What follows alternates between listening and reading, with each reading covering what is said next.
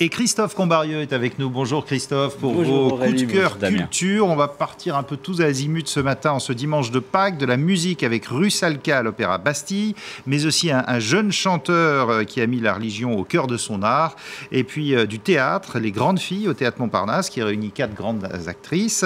Pour commencer Christophe, le théâtre de l'œuvre pour Les Larmes amères de Petra von Kantz, une pièce où irradie la comédienne Valeria Bruni-Tedeschi. Absolument, c'est une très grande pièce de Rainer Werner Fassbinder, mise en scène par Thierry de Peretti, avec cette éblouissante Valeria Bruni-Tedeschi, métamorphosée, on la reconnaît à peine. Fassbinder avait lui-même adapté au cinéma cette pièce, c'était en 1972. Avec Anna Schygulla, magnifique. Avec Anna Schygulla, exactement. Et l'histoire était relativement simple. Cette femme divorcée, hétérosexuelle à la base, tombe éperdument amoureux d'une jeune fille.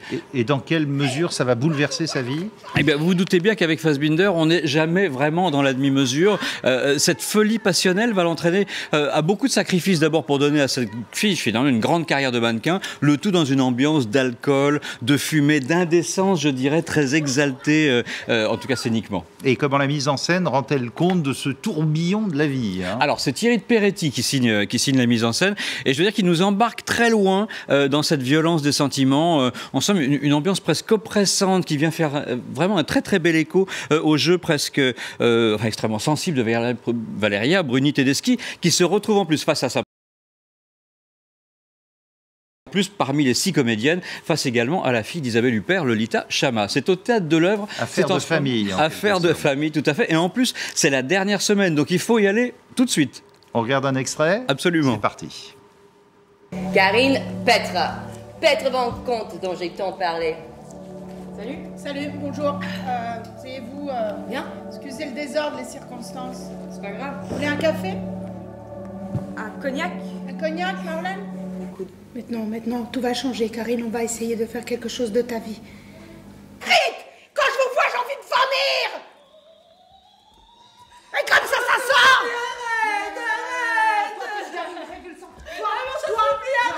Toi, je te hais.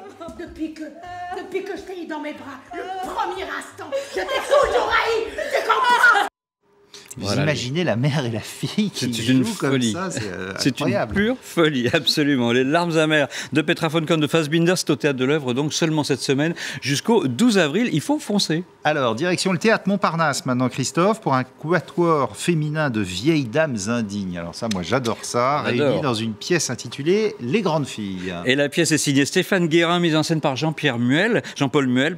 Sur scène va se dérouler une espèce de tableau, de calendrier en 12 tableaux, dans lesquels Edith Scobb, Geneviève Fontanelle, Judith Magre et Claire Nadeau vont incarner des retraitées encore toniques et qui se rendent régulièrement visite. Elles sont toutes différentes. Il y en a une musulmane, une juive, une catholique et une témoin de Jéhovah. Et pourtant, elles ont toutes en commun les restes d'un XXe siècle en passe d'être dépassées. Mais elles ne baissent pas les armes, bien évidemment, et sont bien décidées à continuer d'exister chacune les unes avec les autres. On sent qu'elles se font plaisir, hein, parce que ce sont des comédiennes mûres qui s'amusent sur scène. En tout cas, faut y aller, faut le recommander. Faut y aller parce que ces entrevues ne manquent pas de piquant. On est vraiment en face de 4 Tati Daniel, peut-être un petit peu moins fortes que Tati Daniel parce qu'elles ne haïssent pas tout le monde. C'est très touchant. Elles sont surtout très féroces entre elles finalement. Voilà, c'est au Théâtre Montparnasse. Est-ce que vous voulez en voir un extrait ? On y va tout de suite. Le voilà. Est-ce que ça vous fait mal? Non, je me déteste. Vous êtes d'une telle lucidité. J'ai réussi à me débarrasser des pigeons. Je voudrais faire la même chose avec les gosses. Ça que vous leur jetez du pain? Oui, et je mets des petits cailloux dedans pour les assommer ou leur crever un œil. Je me déteste parce que j'ai moins de force qu'avant. Ouais, vous devriez plutôt garder le pain pour vous puis leur jeter les cailloux. Ils se douteraient de quelque chose. Ces petits enfants sont rapides. Oh, je vise bien. Voilà, c'est 4 grandes filles. Il y a du métier là, on le sent. Absolument. C'est au Théâtre Montparnasse, évidemment, entre autres. Mes 2 préférés, moi, c'est Claire Nadeau et Judith Magre. Mais les 2 autres aussi, Edith Scobb et Geneviève Fontanelle, sont formidables également. Allez, de la musique à présent, ce dimanche de Pâques.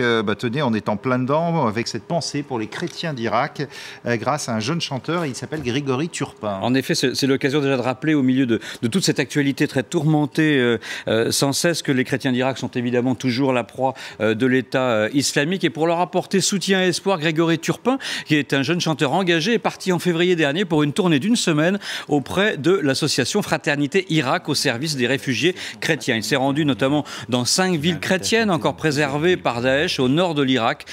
Très très tôt, il a été attiré par la religion. Il a eu quelques problèmes. Il a fait un an de